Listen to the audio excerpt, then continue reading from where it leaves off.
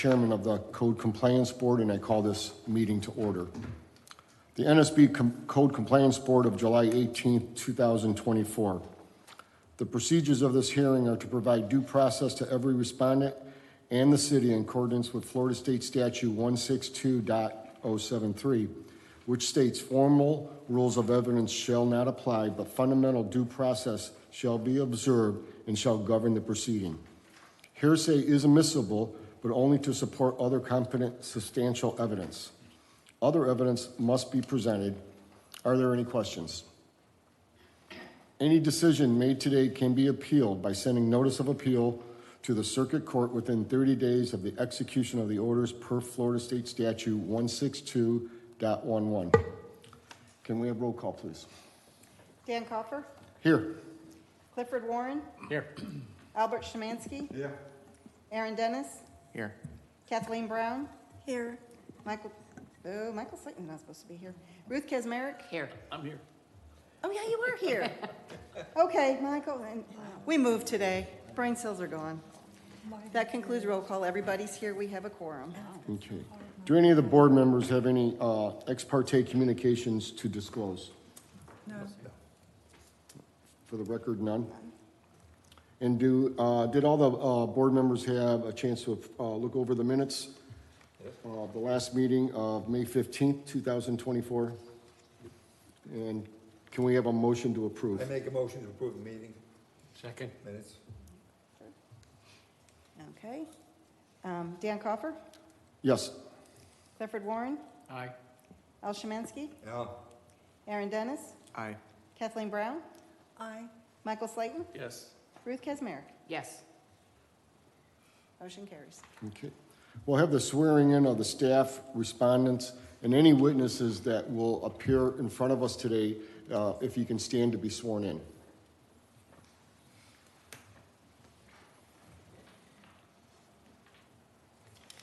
Please stand and raise your right hand.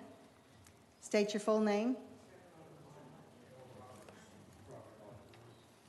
In the matter to which you're about to give testimony, do you swear or affirm to tell the truth, the whole truth, and nothing but the truth? Yes. The witnesses have been sworn in. Okay. And if we can hear our first case of old business?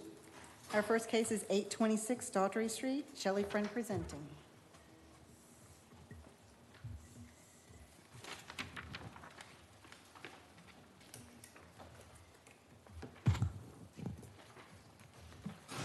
Good afternoon. This is the case number CCB 0265-2024. Property is located at 826 Daughtry Street. This property is zoned R2 Single Family Residential.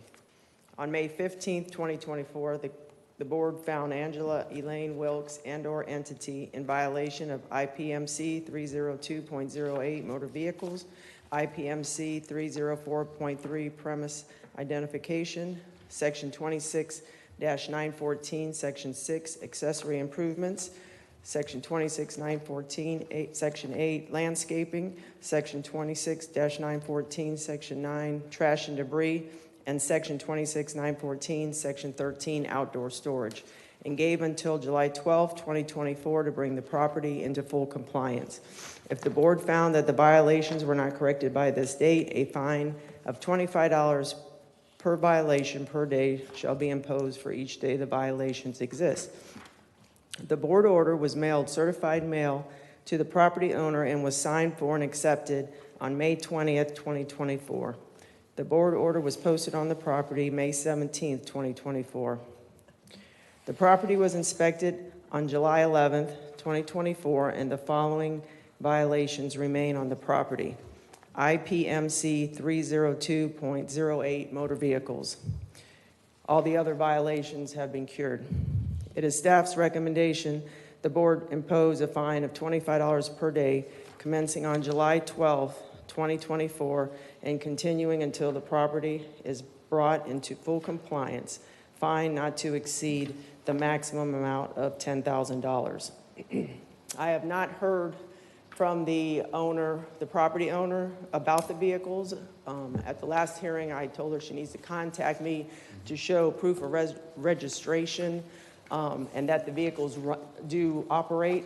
I have had no communication, and I have pictures, a picture a week after the first hearing and a picture today that shows the vehicles are in the same position. The only thing that looks a little different is they put a little air in the front tires, but the tag still remains expired.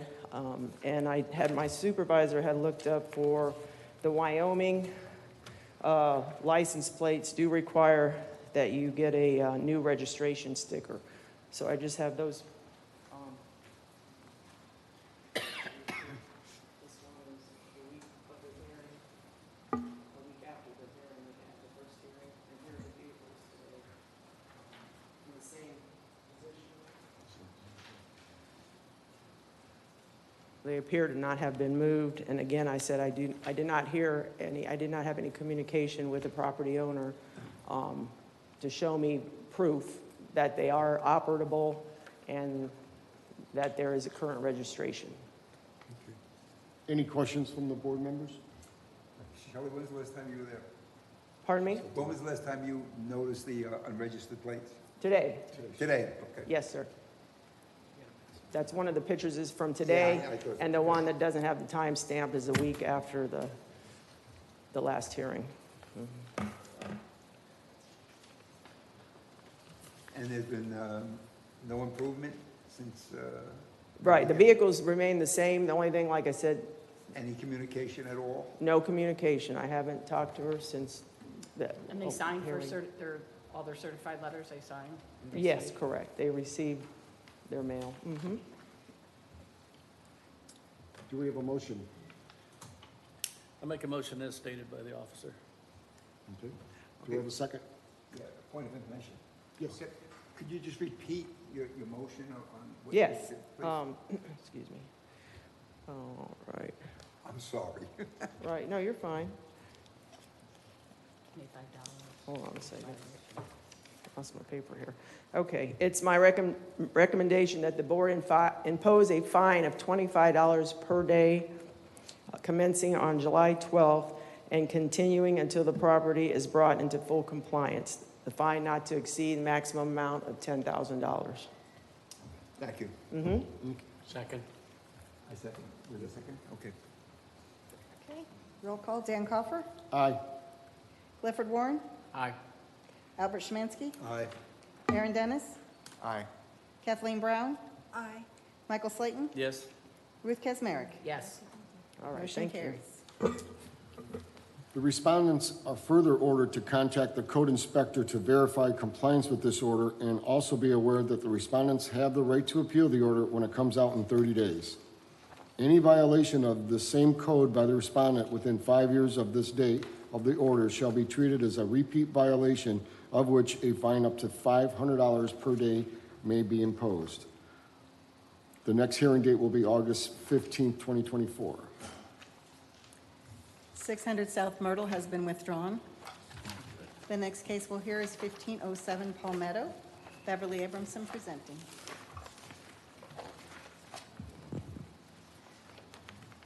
This case is CCB 0226-2024. The address is 1507 Palmetto Street. The property is zoned R2, single-family residential. The violation cited is Section 74-146, local business tax imposed. On May 15, 2024, the board found Money Sunk LLC and/or entity in violation of Section 74-146, local business tax imposed, and gave until 1 p.m. June 13, 2024, to bring the property into full compliance. If the board found that the violation was not corrected by this date, the Code Compliance Board would consider setting a fine and lien on this case at the July 18th hearing. The board order was mailed certified mail to the property owner, was signed for and accepted on May 20th, 2024. The board order was posted on the property May 16th, 2024. I also sent a copy of the board order to the respondent on July 10th, 2024. As of July 17th, 2024, the city is still waiting for additional information to be submitted. But it is, I've been in contact with the property owner, and he has this house listed for sale. He has not had any renters in it So at this time, I would like to continue this case until September 19th, 2024, to allow some additional time. Any questions from the board? I we have a move to accept her Okay. recommendation. We have a motion, do we have a second? I do. Who said second? Al? Oh, Aaron, okay. Dan Coffer? Aye. Clifford Warren? Aye. Al Szymanski? Aye. Aaron Dennis? Aye. Kathleen Brown? Aye. Michael Slayton? Yes. Ruth Kazmarek? Yes. Motion carries. The respondents are further ordered to contact the code inspector to verify compliance with this order and to also be aware that the respondents have the right to appeal the order when it comes out within 30 days. Any violation of the same code by the respondent within 5 years from the date of this order shall be treated as a repeat violation of which a fine up to $500 per day may be imposed. Next case. Our next case is the first new business. It's 200 Live Oak Street. Beverly Abramson presenting. This code case is CCB-0183-2024. 200 Live Oak Street is the address, and the property is zone MU, Mixed Use, Central Business District.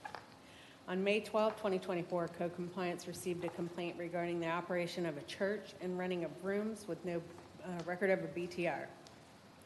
On March 14, 2024, I researched this property using the internet and found a Facebook page for the Refuge House of Prayer and some references to this property. I called the phone number listed for the contact, listed as owner, and left a voice message asking them to give me a call. At that time, there was no BTR for the rental nor a house of worship. The property was found to be in violation of Section 74-146, local business tax imposed. On March 26, 2024, a notice of violation was posted on the property with an initial compliance date of April 9th, 2024. A copy was mailed, certified mail to the property owner and was signed for and accepted on March 30th, 2024. A copy was also attached to an email and sent to the property owner. On March 26, 2024, the office received a phone call from the property owner. He stated that he had received the notice via email and had submitted an application for a business tax receipt and will follow up with the business tax specialist. There have been multiple conversations between the owner and city staff.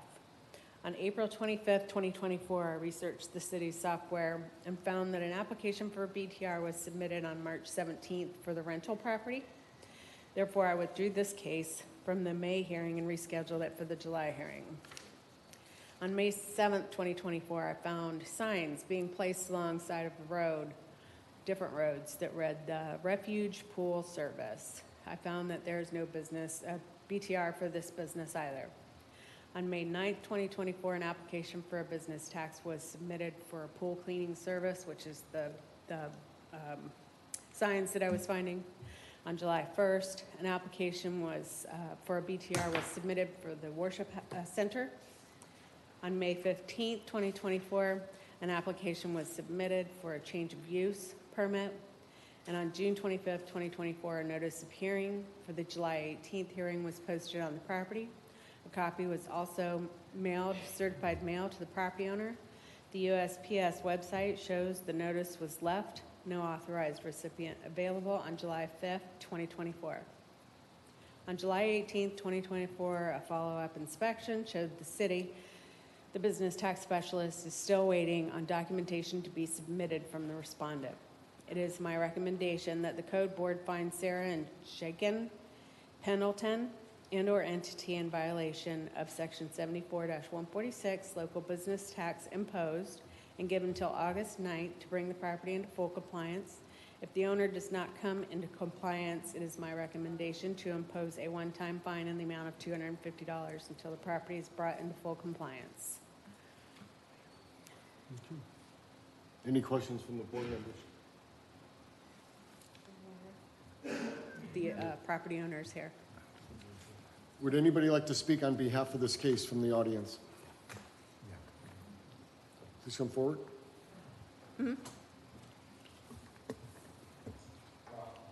If we could have you, sir, before you speak, if we could have you sign in so that it's official. And Cindy, I don't believe he was sworn. Okay, did you stand up and be sworn in? Okay, we'll need to swear you in when you get to the microphone before you can speak. Okay, you did. I didn't see him. I saw him standing.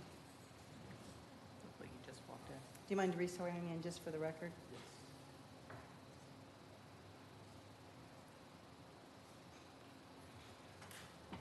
If you'll go to the microphone, please. Please stand and raise your right hand, state your full name. Jacob Pendleton. In the matter to which you're about to give testimony, do you swear or affirm to tell the truth, the whole truth, and nothing but the truth? I do. The witness has been sworn in. Okay, so I think to start off, when our BTRs weren't approved because we had the change of use in process. And so until we get the change of use done, we can't get the BTRs done. So this is one of the things that they needed there was multiple things that they needed, which we responded to the city in an email online about each of those things. But one of these things was our nonprofit status. And we did meet with the city with multiple people with a religious lawyer that then went through the process of telling us how we can go ahead and do a change of use permit. So we did that. We submitted our 501c3 status.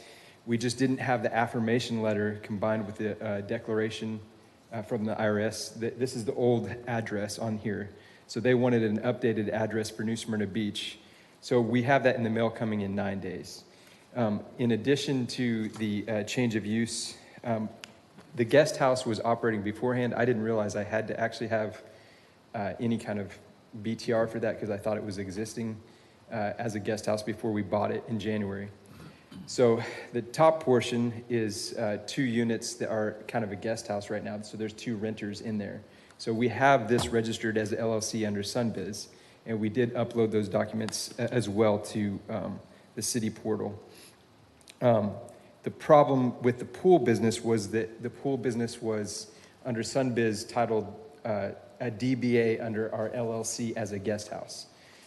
So we had to go back and we had to get as a fictitious name for the pool business so I didn't have to register multiple businesses. So the pool business itself, which we started in May, we didn't know that we had to do another BTR for that because we already submitted an existing one for the guest house.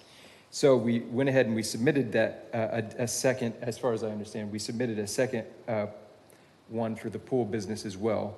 But we're waiting for SunBiz to give us a letter because the way that it was registered was under the Refuge instead of the Refuge Guest House LLC. So anyways, we're just waiting on that letter. So we're waiting on 2 letters as far as I understand.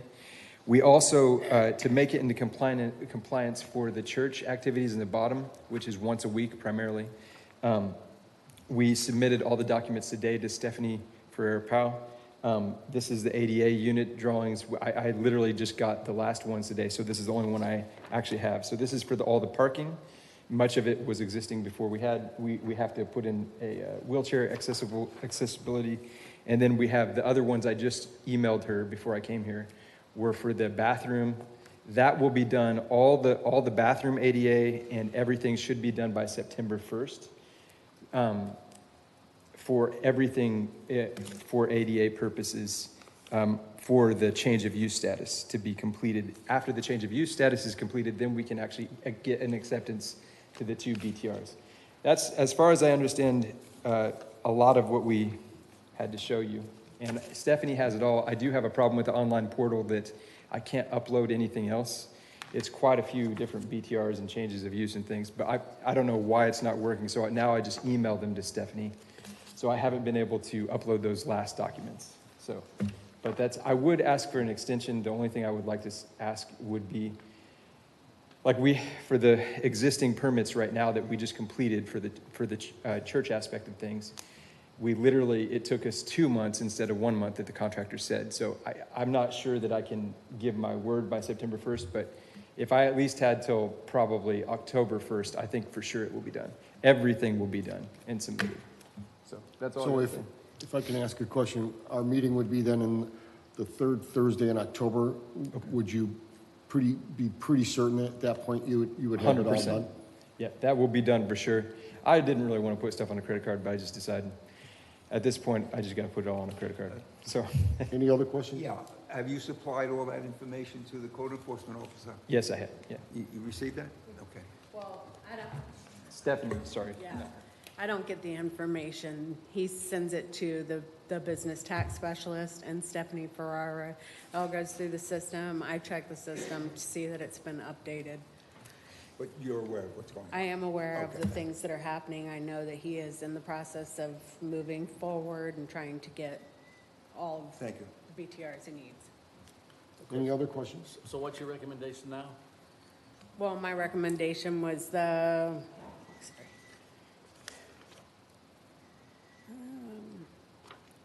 To find him in violation, give until August 9th to bring the property into compliance and a one-time fine of $250. My concern with this is that he is renting the property. He has tenants there. And from what I read on the Facebook page and stuff, he is holding services. And he's advertising for the pool service, so I don't know if he's out there cleaning pools as well without getting the proper documentation that's required. But otherwise, you know, if he's trying now, so if you want to extend the period of time for him, I don't have a problem with that. The city won't I oppose need- to it. Yeah, I need some clarification on why you need until October to get this done. I just met with I have a site or a concrete specialist coming for the ADA unit because it has to be a hard surface.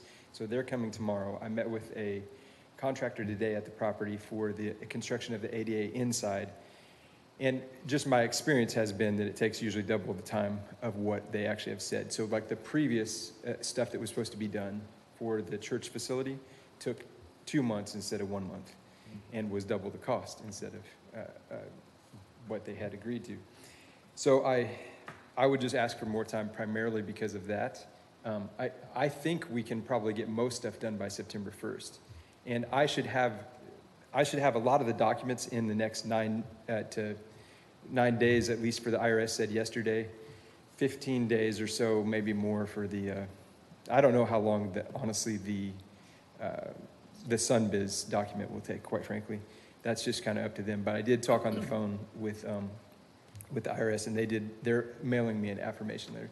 It's just that the contracting part of it is a little bit more labor intensive, and so I don't want to guarantee a date. We do have, and I just want to be very open and clear, we do have a meeting going on Sunday nights, and we usually have about 50 people that come together, kids and, adults. And so, but we're not usually in this facility for about an hour and a half or so, and then we worship and then we go, but that's the primary meeting. Throughout the week, I just use it as my office because the bottom part is a personal residence. But I will make the AD compliant 100%. I will come back here. October 1st, I think, is more than enough time. I just want to make sure I don't say something that I can't do. So, Just a question. Yeah, you mentioned in your experience is what you said. Aren't you aware of all the necessary things that should have been done before you took on the project, in your experience? well, we bought it in January, and it took us about 3 months to renovate it while we were living there personally. So my wife and I, and we have 7 kids, and so that was a pretty big. That was not the time frame that I thought it would be done in. It was supposed to be done in a month and a half, but it just took double the cost, double the time. And then pretty much every project has been like that for this place at this moment. So we gave everything we had to get it done, everything renovated on the inside in 3 months. But we were kind of tapped out after that financially. So we did what we could, and then we will 100% get this done. It's just experientially working with contractors, that seems to be the case. So. Did you say one of your concerns was the running the pool business right now? Well, all of it is, he's got 3 different businesses and they're all being run, as far as I know, without getting the business tax receipt and having all the documentation that's required for it.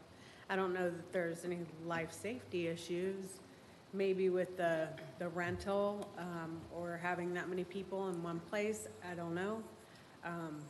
But I think it's a concern. And I know that a fine isn't going to change things, but I don't know.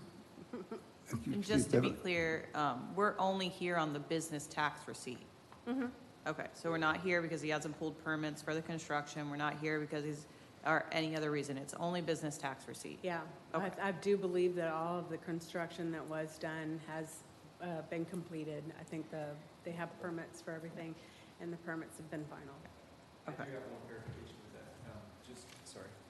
I do have just one clarification. We can't do the BTRs until we get the change of use done. Right, which So it was waits just- until you get the parking lot done. Which means until I get the construction done. Although we could do the BTRs today if it wasn't for the change of use.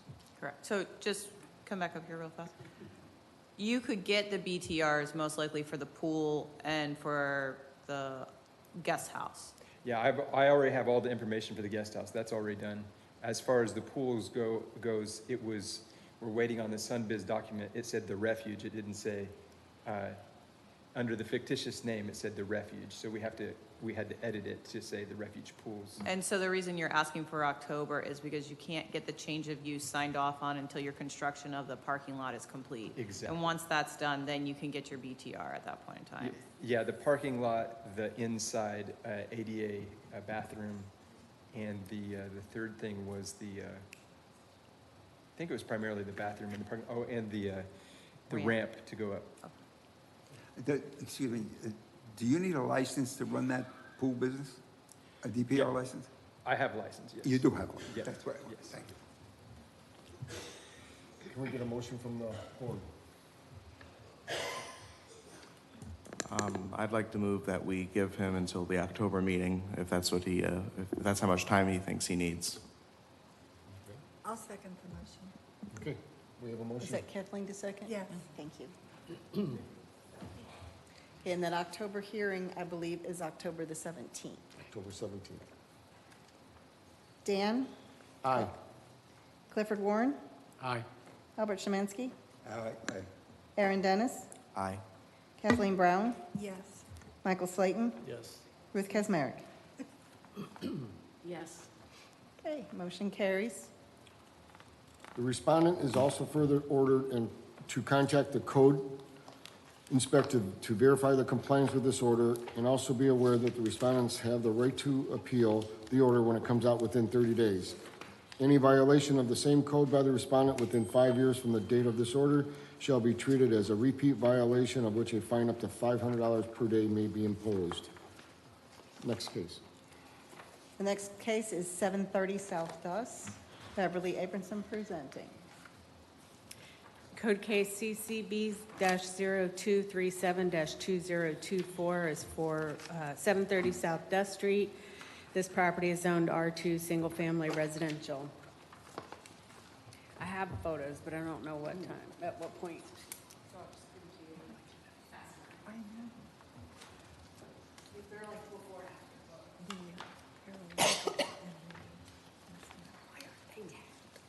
On March 25th, 2024, Code Compliance received a complaint regarding minimum housing standards violations. On March 26, 2024, an inspection was conducted, and the property was found to be in violation of Section 26-914, subsection 2, property maintenance required, exterior surfaces.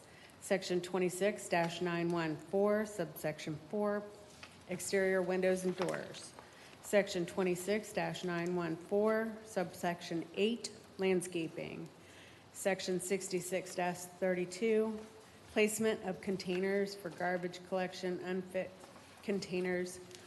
Section 74-146, local business tax imposed. IPMC 305.3, interior surfaces.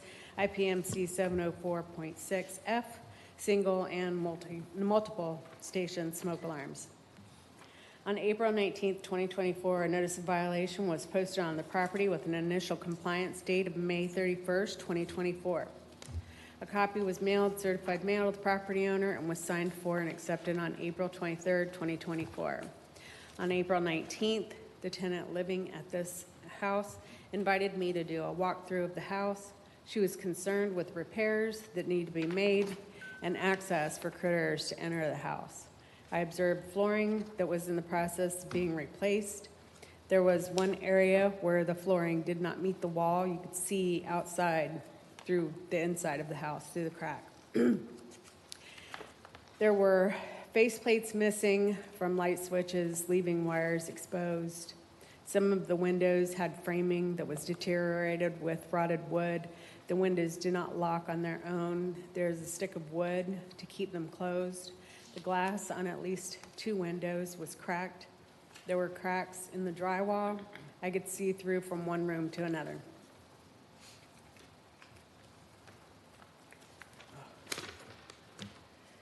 Some of the windows didn't have screens. Some screens that were there were ripped.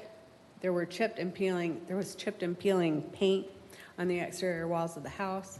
There was a dryer being stored outside with the door still intact. There was a tire with no rim outside in the yard. The grass and weeds were overgrown, and there were no smoke detectors in any of the required rooms, and no GFCIs were required. On April 30th, 2024, I received a phone call from the property owner letting me know that she had received the notices. She told me that she lives in South Carolina and did not know the condition of the property and wanted to know if I could email her the pictures that I had taken. I sent the email with the pictures attached and also told her that a BTR is required and instructions on how to apply. On June 28, 2024, an electrical permit was issued for installing smoke detectors and installing GFIs, checkout wiring, and mark panel. That was the scope of work. The permit was inspected and finalized on July 2nd, 2024. On July 7th, 24, an application for a business tax receipt was submitted but not yet issued. On July 12th, a follow-up inspection showed the following violations still exist. There's only 3 of them now that exist, and that's IPMC 305.3 for interior surfaces, Section 26-914, subsection 2 for exterior surfaces, and the business tax receipt, Section 74-146, local business tax imposed. Therefore, it is my recommendation that the Code Compliance Board find Eva Mae Hines Kennan and/or entity in violation of Section 74-146, local business tax imposed, and issue a one-time fine of $250. And then for Section 26-914, subsection 2, exterior surfaces, and IPMC 305.3, interior surfaces. Those 2, just a $50 fine on those. Not just, but a $50 fine. We have to impose the fine separately for the business tax. Find them in violation and give until August 9th to bring the property into full compliance. If the owner does not come into compliance, it is my recommendation to impose a one-time fine in the amount of $250 for the local business tax imposed and the remaining violations as noted until the property is in full compliance with the fine amount not to exceed $15,000. Is there anybody in the audience that would like to speak about this case? For the record, none. Any questions from the board? I have a question. That one picture you put up there, there has been work done, so. Yep. Okay. You have one there where you show an electrical panel that you question if it's has been a thing, and it looks like it was relocated for me. Was there a permit? Because you do need a permit to relocate that. Yes, there was a permit, and the permit was final. The permit included smoke detectors and all the GFIs. Thank you. You're welcome. Any other questions? I move that we adopt the recommendation. Do we have a second? I'll second. Dan Coffer, Aye. Clifford Warren, Aye. Al Szymanski, Aye. Aaron Dennis, Aye. Kathleen Brown, Aye. Michael Slayton, Yes. Ruth Kazmarek. Yes. Motion carries.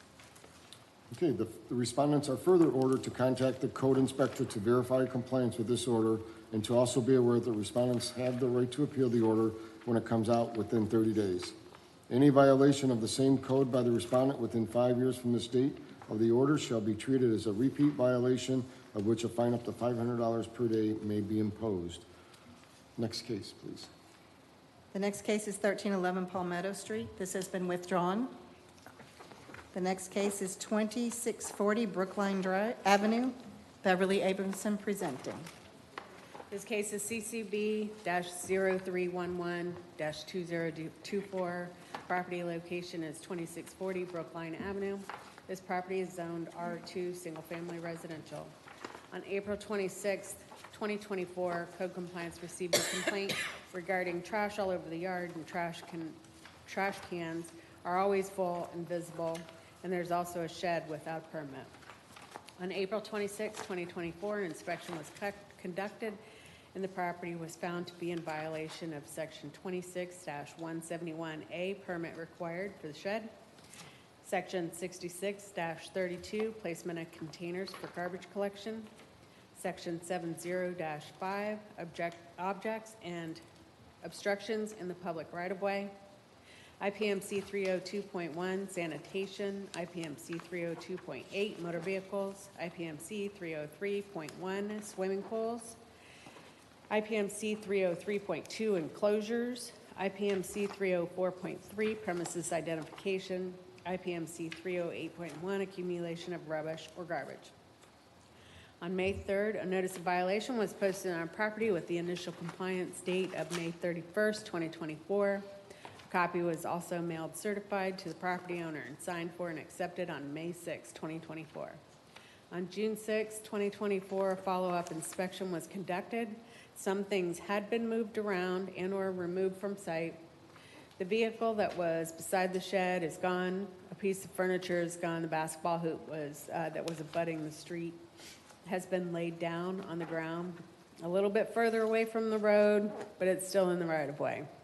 And there was a large green and yellow bag of debris. It's also gone. On July 18, 2024, a follow-up inspection showed the property remains in violation of codes section 26-171A, permit required, section 66-32, placement of containers for garbage collection, section 70-5, objects and obstructions in public right-of-way, IPMC 302.1, sanitation, IPMC 303.1, swimming pools, IPMC 303.2, enclosures, IPMC 304.3, premises identification, and IPMC 308.1, accumulation of rubbish and garbage. It is my recommendation that the Code Compliance Board find Ida M. and Ronald A. Maker and or entity in violation of sections 26-171A, permit required, $25 per day. Section 66-32, placement of containers for garbage collection, $10 a day. Section 70-5, objects and obstructions in the public right-of-way, $15 a day. IPMC 302.1, sanitation, $25 a day. IPMC 303.1, swimming pools, $50 a day. IPMC 303.2, enclosures, $75 a day. IPMC 304.3, premises identification, $25 a day. And IPMC 308.1, accumulation of garbage and rubbish, $25 a day, and give until August 9th, 2024 to bring the property into full compliance. If the owner does not come into compliance, it is my recommendation to impose a fine as suggested above until the property is brought into full compliance. The fine amount is not to exceed $10,000. Is there anybody in the audience that would like to respond to this case? Please approach.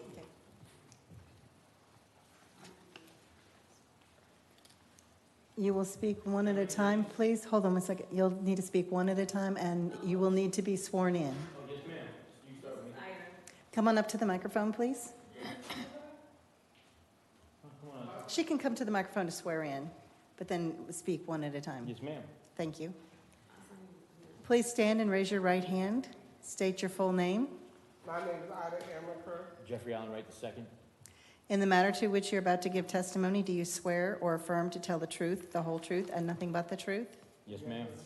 The witnesses have been sworn in. Thank you. Let me start off by saying, as you can tell, it's my aunt, it's my wife. She's blind. I was recently incarcerated for about 90 days, to which I had spoke with my wife on the phone when the letters had came and everything. This is the shed.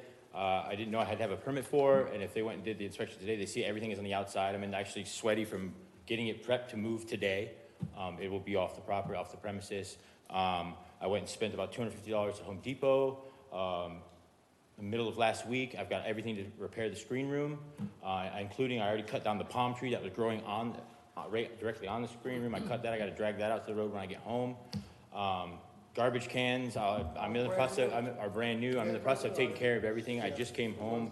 Only one can speak at a time. Sorry, I just came home on June 2nd. So I'm just trying to get everything back in order and to compliance. I noticed the numbers. I didn't know that was a thing. That'll be corrected. You said August 8th. Has to be everything has to be corrected by, or we start getting fined? August 8th? Is that what they gave? Okay. Oh, okay, yes, ma'am. Other than that, I mean, I do apologize. Like I said, as you can see, my aunt's blind. You know, she's the patriarch of our family. She takes, you know, she's a God-fearing woman. She takes care of all of us at the end of the day. And I'm doing my part to just make the property as what it is, beautiful again. So trust and believe. If you're given the time, it will be that. Any questions from the board? So what you're saying is basically you're starting Oh, yes, sir. to take care of it, Yes, sir. and do you have an expectation date of when you can I come mean, and bring it up? July 18th right now, so August 8th would make, what, 20 days from now? Yeah, but we. A month? Can I get till September 1st? That'd be awesome. No problem with that. When's our next meeting? Next meeting is August 15th, I believe. August 15th is our next meeting. When is the meeting in September? 19th. August September 15th, September 19th. September 19th. Just September turn it- 19th, good? Yes, sir, absolutely. Thank you so much. So, Well, it has to be voted on first. Oh, yes, sir, Yeah. sorry. yeah, well, and we I want the just asked a compliance question. date before the hearing, right? Right. Okay. So that's our next meeting, so would you like to reassess that and say before that, because it would have to be inspected before the meeting? Yes. September 1st. Yeah, definitely, definitely. Huh? September 1st is. Okay. Yeah, September 1st is a decent date, and then the inspecting can get there by the next meeting, September 19th, and give it to, okay? Absolutely. You're good with that? Yes, sir. Oh, make a motion. Okay, I'm sorry about that. I'm just in conversation. I'd like to make a motion that by September 1st, according to the recipient, that he will be, bring it up to code, and the Beverly will make the inspection, and we'll see what happens at the next meeting. And I'll second the motion. Hey, guys, I greatly appreciate this. You have no idea. It's Okay. Dan Coffer, Aye. Cliff Warren, Aye. Al Szymanski, Aye. Aaron Dennis, Yes. Kathleen Brown, Aye. Michael Slayton, Yes. Ruth Kesmerick. Yes. Motion carries. Okay. The respondents are further ordered to contact the code inspector to verify the compliance with this order and to also be aware that respondents have the right to appeal the order when it comes out within 30 days. Any violation of the same code by the respondents within 5 years from the date of this order shall be treated as a repeat violation, of which a fine up to $500 per day may be imposed. yes, sir. Okay. Understood. Next case. Thank you. Thank you. The next case is 306 Murray, that has been withdrawn. The next case is 418 South Riverside, Shelley Friend presenting.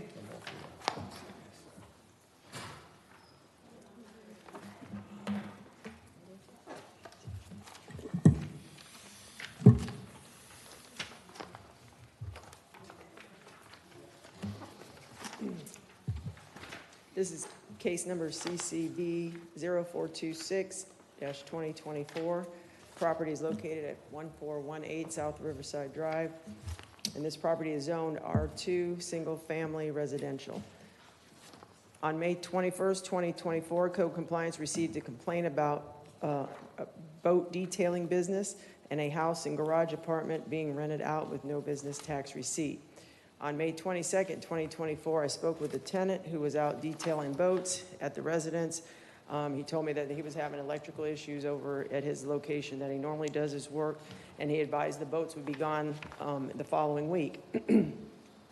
And I did another inspection on the property May 22nd, found the property was in violation on, for IPMC 302.8 motor vehicles, LDR 504.02 R2 zoning regulations, Section 26-914, subsection 8 landscaping, Section 74-146 local business tax imposed.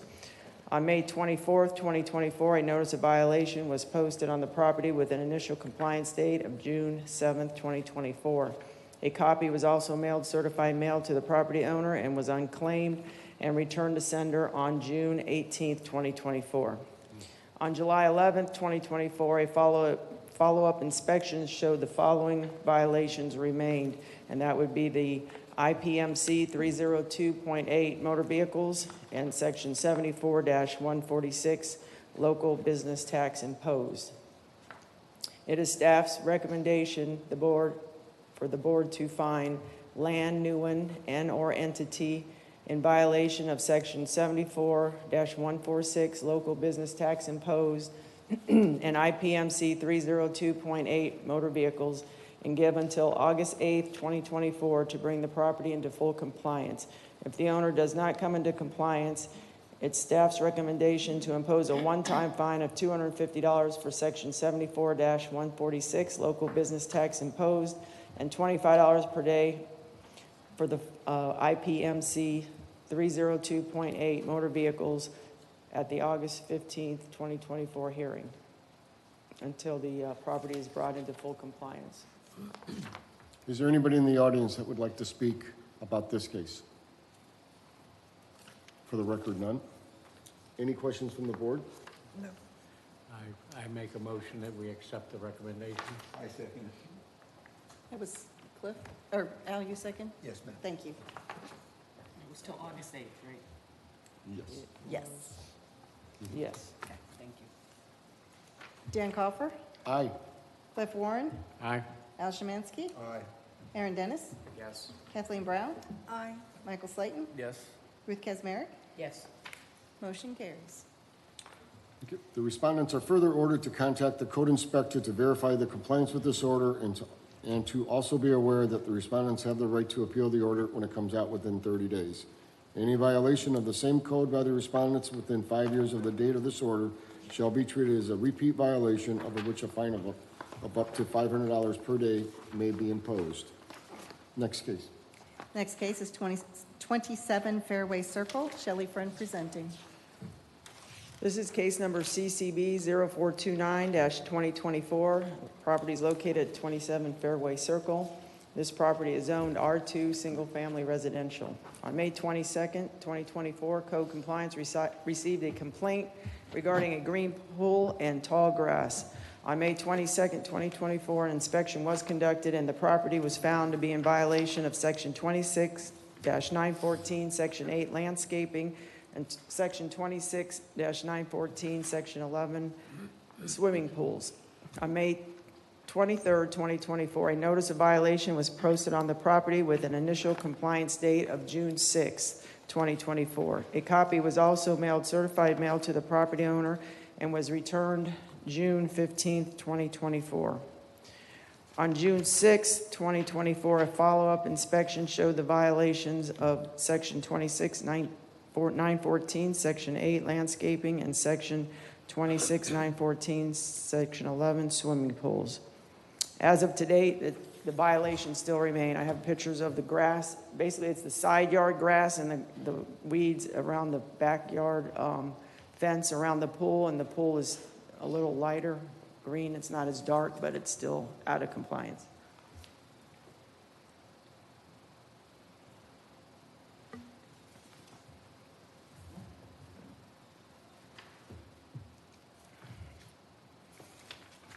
It's staff's recommendation that the board find Paul Muhonen and/or entity in violation of Section 26-914, Section 8 landscaping, and Section 26-914, Section 11 swimming pools, and give until August 8th, 2024 to bring the property into full compliance.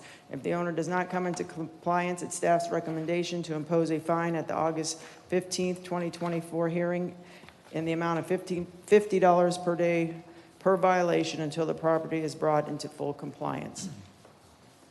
Is there anybody in the audience that would like to speak about this case? For the record, none? Any questions from the board?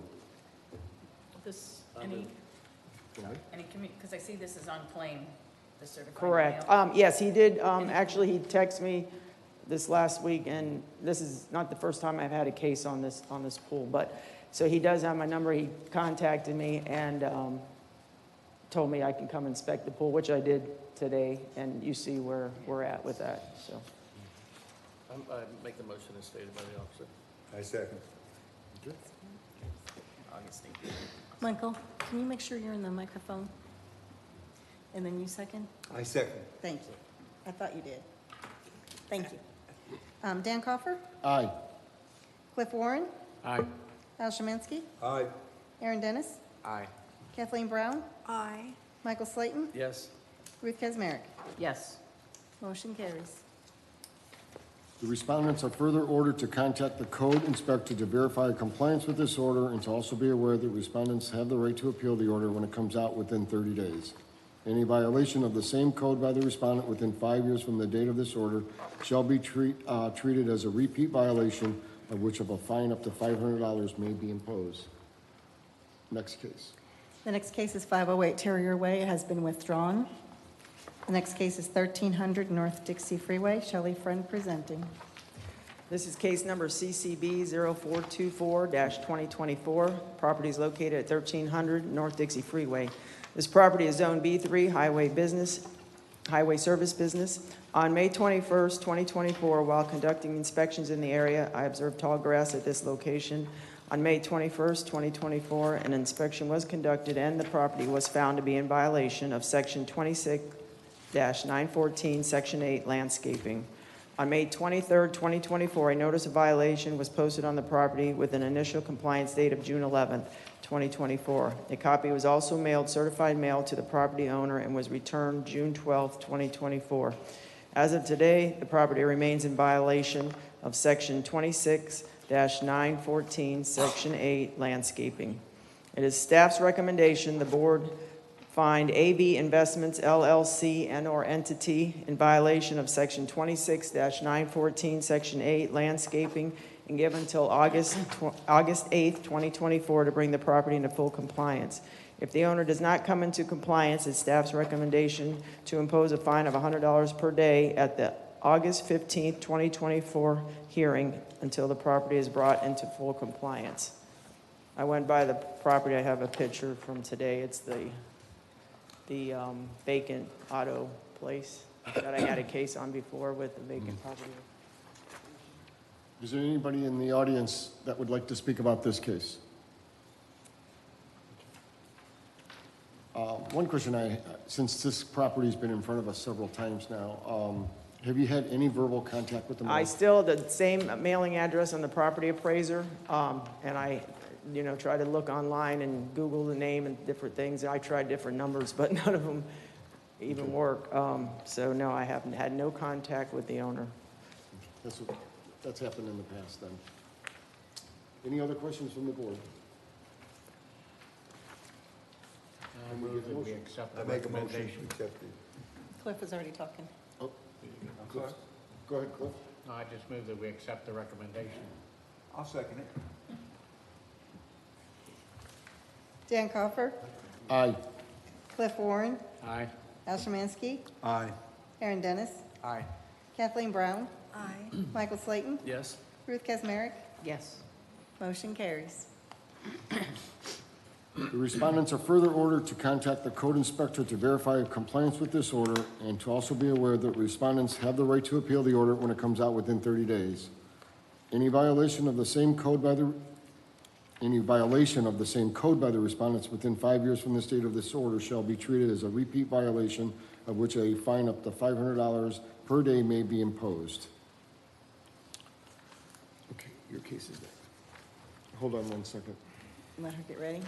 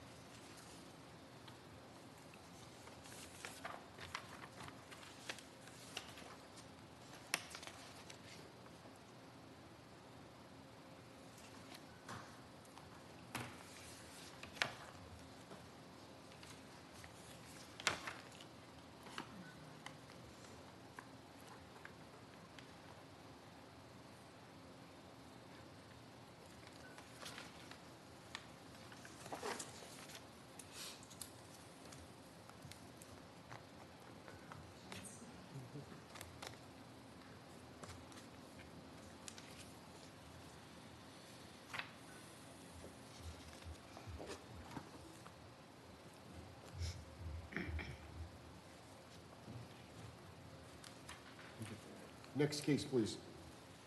The next case is 437 Bouchelle Drive. Shelley Friend presenting. This case here is case number CCB 0437-2024. Property is located at 437 Bouchelle Drive. This property is zoned R4 multifamily residential.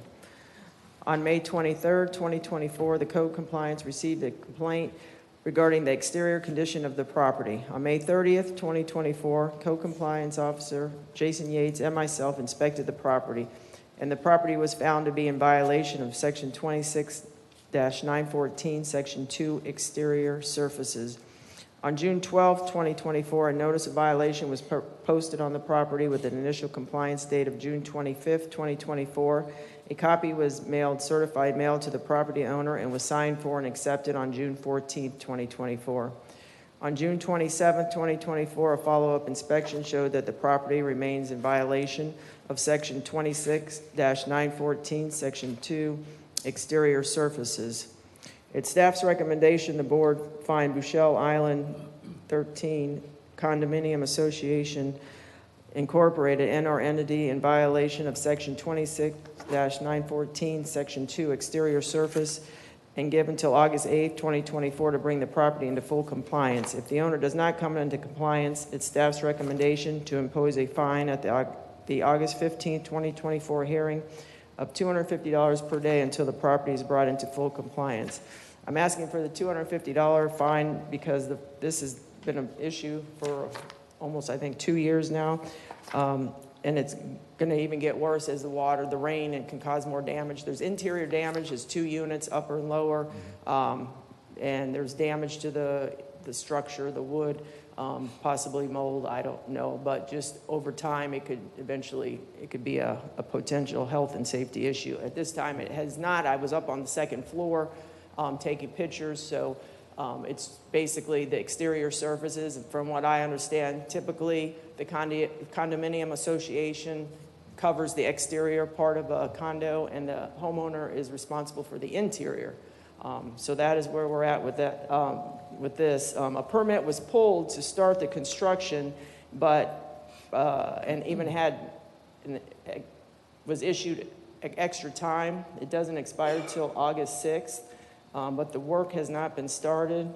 And then I also I made copies of the initial complaint that you can look at. These are all the same, so I just made copies of them.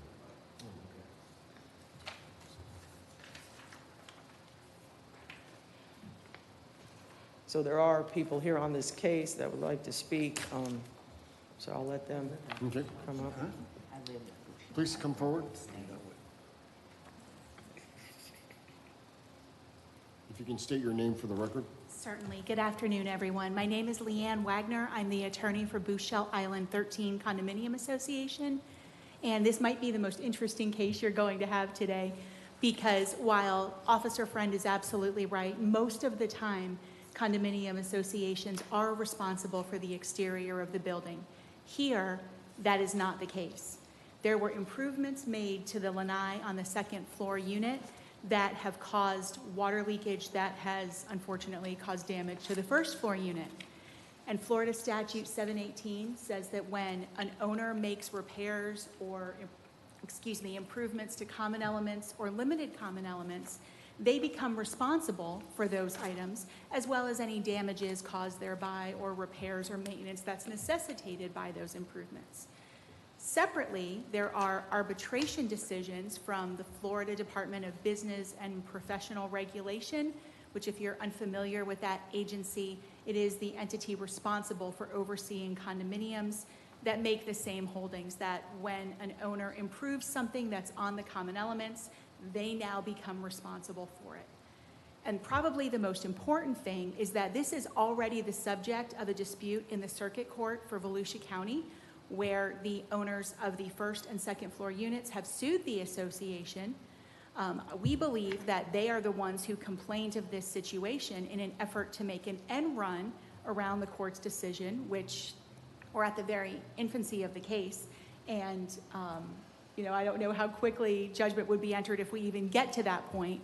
But there is a dispute as to who is actually responsible for these items, and there is the risk of an inconsistent ruling if this board finds that the association has to make the repairs and imposes a fine. We would suggest that this is more properly subject to the court's jurisdiction, as that's where the plaintiffs chose to file their action. And we would ask that no fine be imposed, that no compliance date be set, and that the association be dismissed from this action, with the owners of the first and second floor units being named as the individuals responsible to make the repairs. Okay. If I can ask Shay, what's your opinion? Well, can I ask you a question? Sure. Did the owners file for a permit to fix this structure? They actually tried to get a permit in the name of the association, as I understand it. So they, again, are trying to foist the work on the association before there's been a determination of who's responsible. So, just out of curiosity, if that's not the case, because the notice of commencement must be signed by the property owner, and the property owner technically is the HOA, Right. would the property owner, as the HOA, sign the notice of commencement? I would advise them to sign it if the contract is between the owners and their contractor, rather than between the association and a contractor. Okay. Because I think right now the goal for the city is this needs to be fixed one way or another, whether it's going to be the homeowners association or the property owner, somebody needs to fix it. Agreed. So my response to you would be to continue this case so I could look at the documents as to which party should be named in this, whether it is the homeowners association or the property owners, and then render an opinion on that. Okay. Thank you. I wouldn't completely dismiss it, but continue it for at least a Continue it month. to next month? Yeah, I think so. Yeah, I make a motion, we continue it to next month. 1 second though. Is someone here else? Oh, I think the okay, property I'm owners are sorry. here, would like a chance to Oh, say. I'm sorry. Yeah, so. Okay, Thank you very much. thank you. I'm sorry, I did not know. If you can state your name for the record? Gillian Thompson. Okay, I'm sorry. Gillian Thompson. Okay, if you can And speak I- into the mic. Just step up to the mic a little bit, there you go. I'm the owner of 102, which is the lower unit. And Dave and Helene are in the upper unit. They're in Detroit. They couldn't join us this afternoon. They're in 202. Our understanding is that, well, Dave actually stated to the board, the Homeowners Association, that he would pay to get the work started. This has been going on for a long time, and we really want to get this building fixed. It's deteriorating. Water's still coming in. It's hurricane season. I have to stay at home because I worry that, it's going to get really messy. And so I want to get it fixed. I don't want a temporary fix. We did a temporary fix in October of 2019, and it rained in again in September of 2022, which was with Hurricane Ian. And so that is my request. And I don't think that when the permit was issued, that the Homeowners Association was on that. I think it was Davis Construction pulled the permit. And so I'm not for sure. But there is a lot of issues here that need to be addressed, and I really appreciate you taking this on to look at this. Thank you. So you can pull the permit to see who signed it actually then? Yeah, so I'll get with code enforcement. I'm probably going to get some information so I can get as much information on what's going on here, and then come back to you. But my question was, what I had seen in this is that a permit was pulled, and the hiccup was the notice of compliance. We just had this issue come up. The notice of compliance must be signed off by the property owner, which would be the HOA association, it seems like. They're just signing off on the fact that construction could happen. It deals with liens and liening the property, and if they don't pay the cost, then they could potentially lien the property, which would implement the HOA at that point in time. But the way I had read this is that the private property owner had pulled that permit. They went into contract with a developer. Still beside the point, I think we need to figure out who we should properly be citing, whether it is the HOA or whether it's the property owners, and part of that's going to involve their HOA documents. Yeah, okay. Thank you. Thank you. Ms. Thompson, can you please sign in over here? Anybody else like to speak? If you can state your name for the record. Robert Reese, 391 Granada Street, New Smyrna. I'm a long friend of Jill Thompson here, and been abreast and involved with this situation for the past 2 years.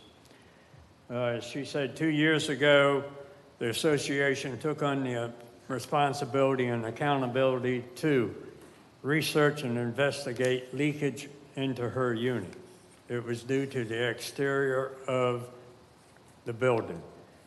They removed the plaster, repaired, and replastered. A year later, it continued again. Then, the owner upstairs called in an engineer to open the building up to inspect the outside, what was causing it. They identified intrusion of water through the exterior surface.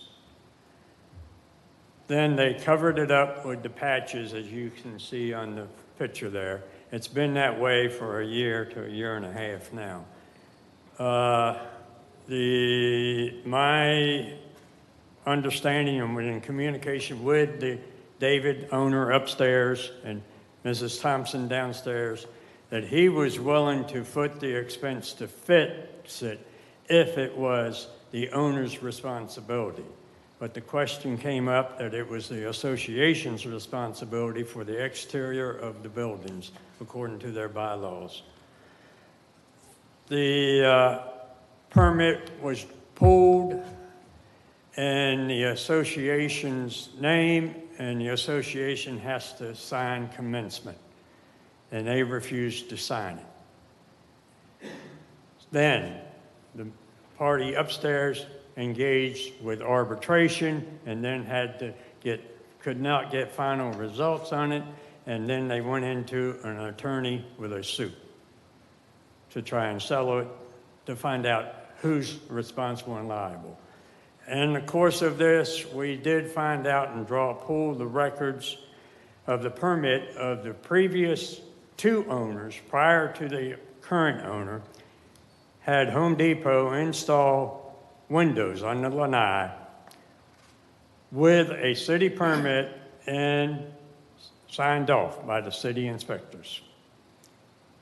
So that I do not know. And Mrs. Thompson had, a year ago, had hurricane windows installed on her lower lanai, which the permit had to be drawn through the association and signed by the association. No exterior work can be done by the homeowner. It has to be through the, I don't know, back years ago when the first enclosure upstairs was done, what the ordinance, the rules were. But today, everything's got to go through the association. It's my understanding and all the communications within this. And I just think, I'm like what you said, this has been going on way too long for an inconvenience of a woman in a home through this bureaucracy. Yeah, I mean, it's gotten, it's in the courts, but it needs to be addressed, and someone's in violation here. I mean, the bylaws may tell who's liable, but it needs to be resolved so this lady can get back to her life. Okay, thank you. Yes, ma'am. Do you have any questions? No, thank you. If you can state your name for the record. Yes, I am Susan Engelman. I live in the pod, the 4-pod right next door. I'm in 439 and I'm in 202, so basically the same unit as David.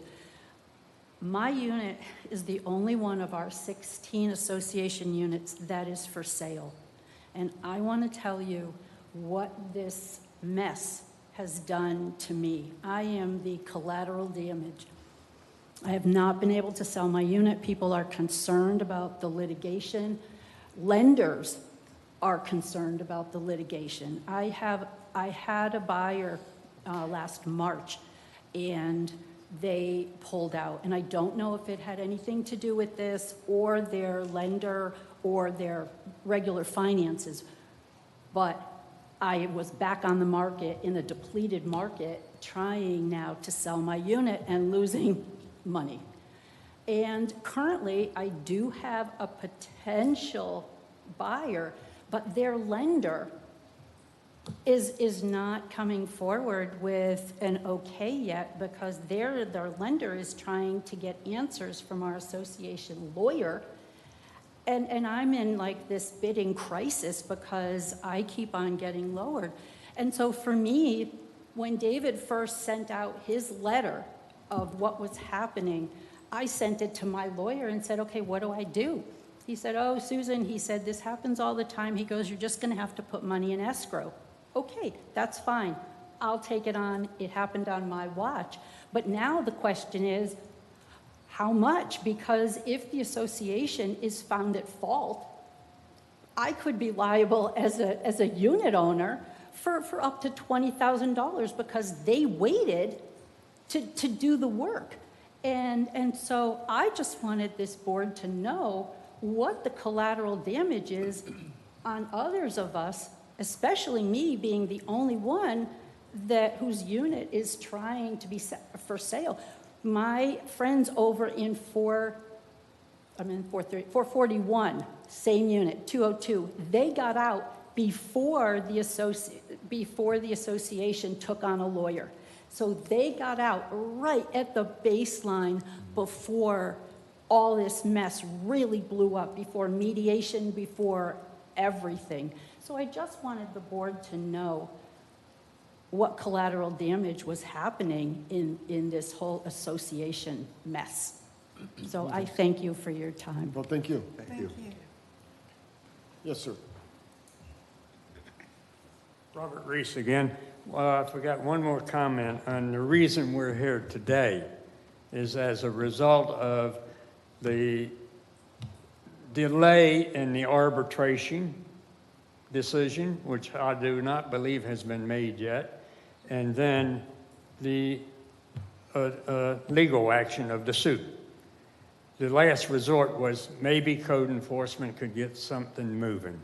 That's the reason we are here today, because we have not been able to accomplish anything through arbitration or the attorney yet. Okay, thank you.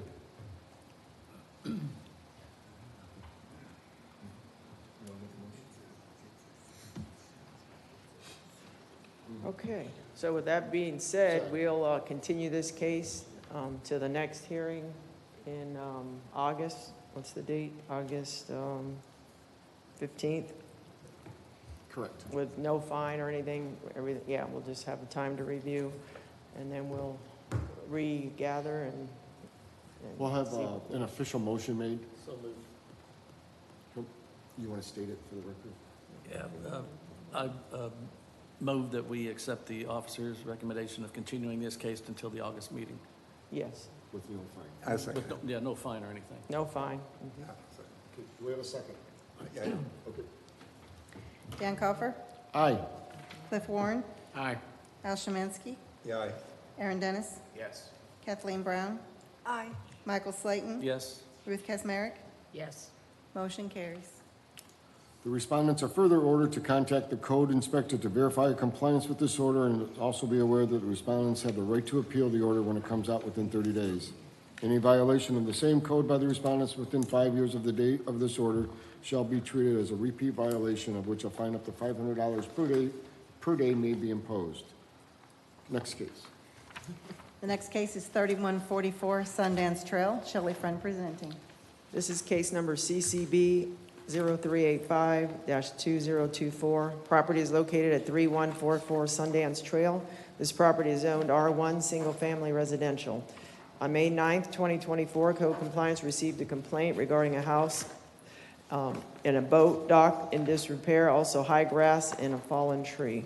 On May 10th, 2024, an inspection was conducted, and the property was found to be in violation of Section 26-914, Section 13, outdoor storage, Section 26-914, Section 4, exterior windows and doors, Section 26-914, Section 6, accessory improvements, Section 26-914, Section 8, landscaping, and Section 26-914, Section 9, trash and debris. On May 15th, 2024, a notice of violation was posted on the property with an initial compliance date of May 29th, 2024. A copy was also mailed, certified mail, to the property owner and was returned June 15th, 2024.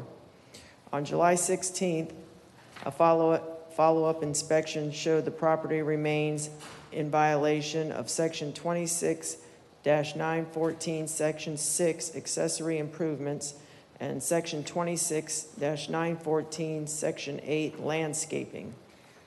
It's staff's recommendation the board find Thomas Dross and/or entity in violation of Section 26-914, Section 6, accessory improvements, and Section 26-914, Section 8, landscaping, and give until August 8th, 2024 to bring the property into full compliance. If the owner does not come into compliance, it's staff's recommendation to impose a fine at the August 15th, 2024 hearing in the amount of $25 per violation per day until the property is brought into full compliance. I met with Mr. Dross on July 16th. I believe he's here today. And accessory improvement is a boat dock that I told him to bring some paperwork saying that he's on a list to get it repaired, and he needs to start moving forward with the permit. And then he did have a little bit more landscaping to complete. Would you like to speak, sir?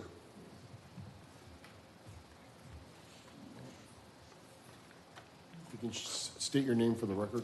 Yeah, my name's Tom Dross, property owner 3144 Sundance Trail. And I'm just having difficulty finding a dock repair person to do the work on the dock. I had one a couple months ago, but he pulled out of the area. This is on Turnbull Bay, and it's hard to get equipment into there. So currently I'm on a list at the local dock repair down the road on US 1, but I don't have any particular dates that they can get to me or anything like that. So I can't really say how long it's going to take to do the repairs or what the amount is going to be for that.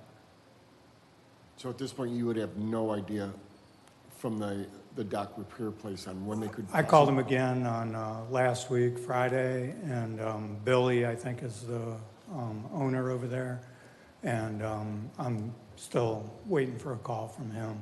But the lady that answers the phone, she did assure me that I'm still on the list, but it's actually been several months since I originally approached them after the other dock builder pulled out of the area.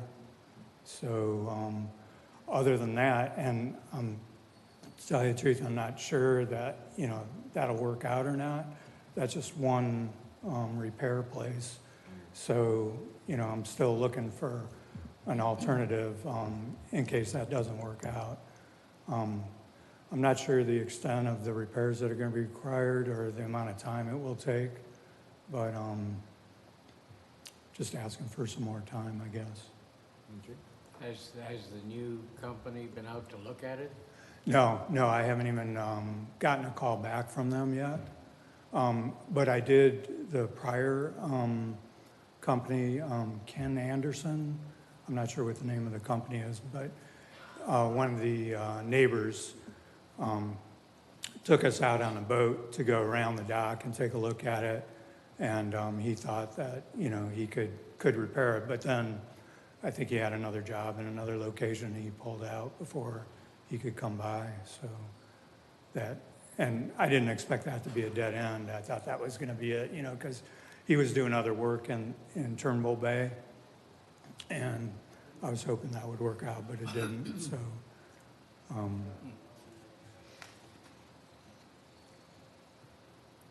So it's my understanding on the dock repair that he would have to pull a permit for that. Correct. Yeah. And probably submit drawings or Correct. some sort of paperwork would have to be done by to the city to approve all that. Right. Okay. But can you get the other stuff done? Exterior windows and doors, outdoor storage, landscaping? Okay, yeah, I don't know if I got to that. He only has the 2 violations, it's just landscaping and then the exterior attachments, which is the dock, okay. Yes, there's only 2 remaining. Mhm. Right. Yeah, and I think the landscaping is pretty much done. I just ran out of muscle power. Is there a thought to just completely take the dock out and start from scratch? If I have to do that. Okay. Yeah, I don't know that it's that bad right now. Yeah, I know. Well, Ian, you know, the water came up so high, and I didn't realize that docks can float.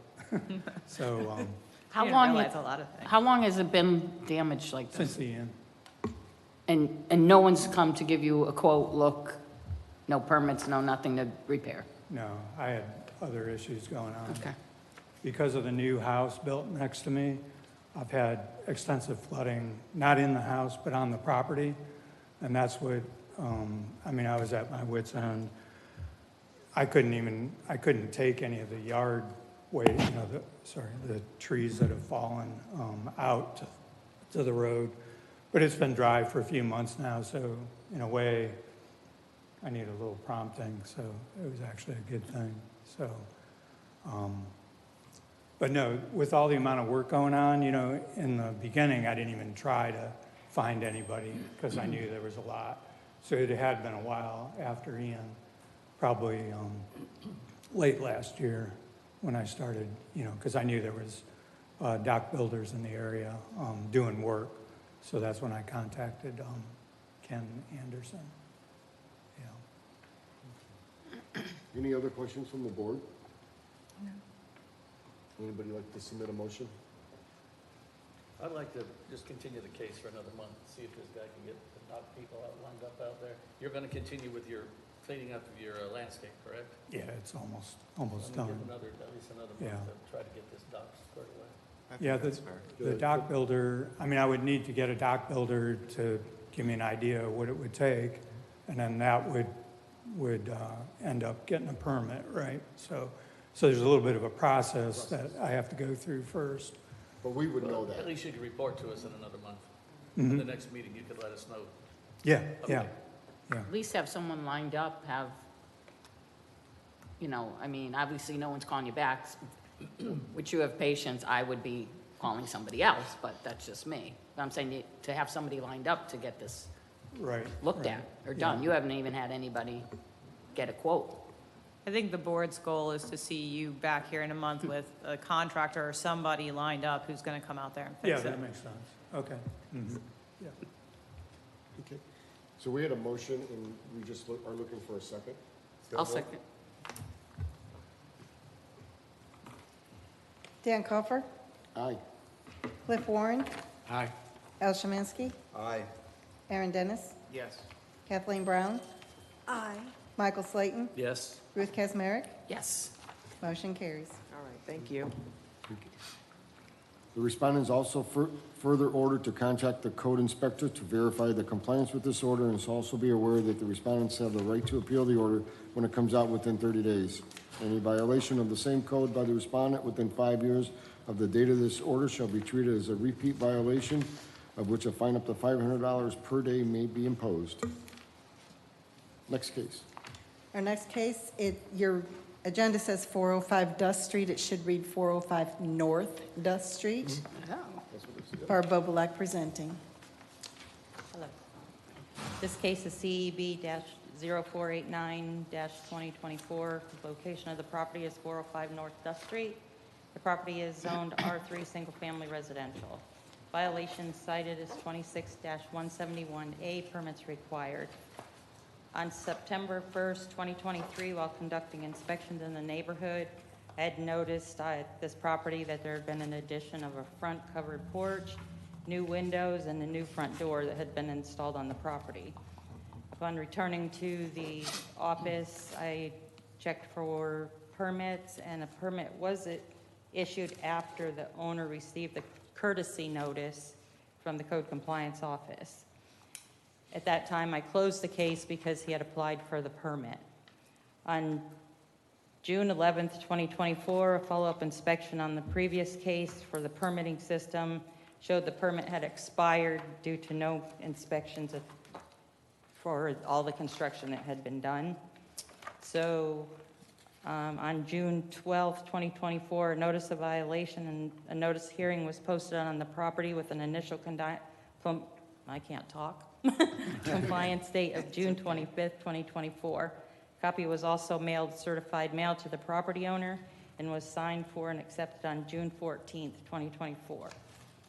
On June 28th, 2024 review of the permitting system showed no inspections had been scheduled.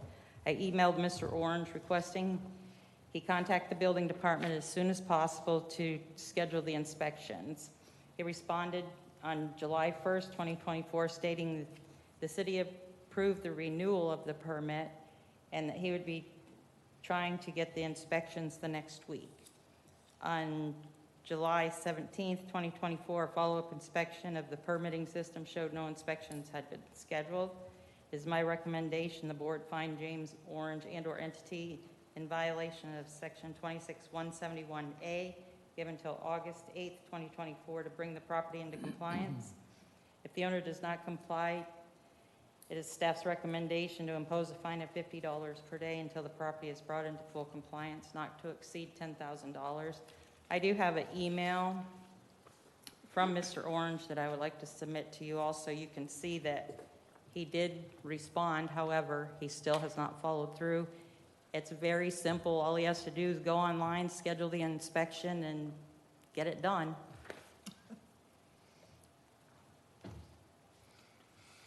Any questions for Barb?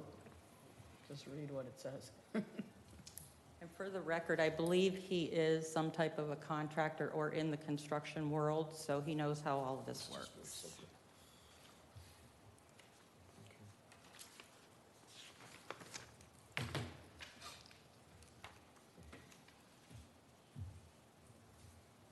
Any questions? Well, Somebody like to make a and that's, motion? I make a motion, and what are you giving for the date? August? August 8th.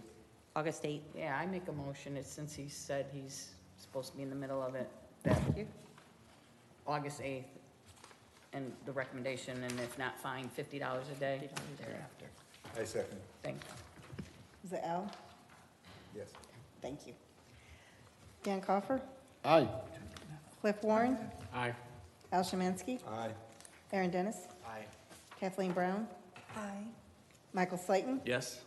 Ruth Kazmarek? Yes. All right, then. Thank you, everyone. The respondents are further ordered to contact the code inspector to verify compliance with this order, and also be aware that the respondents have the right to appeal the order when it comes out within 30 days. Any violation of the same code by the respondents within 5 years of the date of this order shall be treated as a repeat violation, of which a fine up to $500 per day may be imposed. Our last case is 1105 Washington Street. It has been withdrawn. All right. Hope they fixed it. Any discussions among the board members? Just a quick note, well, I would abstain if we voted. Bouchel Island, I live in the community. You're gonna, it's weird, because I'm vice president of my building. The HOAs is CSA, and they're one entity, and then the buildings are under management companies. But this has been going on forever. So hopefully you'll get some answers with everyone's paperwork, or, We'll see. yes, so good luck with that, actually. It's been a, The lawyer was right, it's the most interesting case we have. well, Yes. yeah, and it will be, and Probably everyone. for the year. And then they say like they own our parking lot, but then they want us to like paint it, so it's a very gray area. Right. It's nothing black and white there. And I love it there, I'm just saying. I think it's gonna be deferred. If it's involved in a lawsuit, we really don't have any jurisdiction, is that correct? Well, you do.